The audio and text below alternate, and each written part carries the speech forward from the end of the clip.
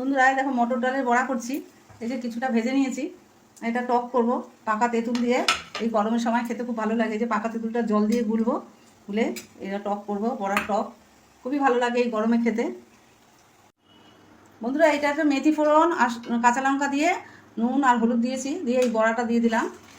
বড়াটা একটু ফুটবে, তারপরে পাকা তেঁতুলটা দিয়ে দেবো। যে পাকা তেঁতুল গুলে রেখেছি, এই পাকা তেঁতুলটা ছেঁকে দিয়ে দেবো। তেঁতুলটা একটুখানি ছেঁকে নিয়েছি, ভিজিয়ে রেখেছিলাম জল দিয়ে। এটাই বড়ার মধ্যে দিয়ে দিলাম। আচ্ছা, সামান্য একটু নুন দিয়ে দিলাম, আর একটু চিনি দেবো।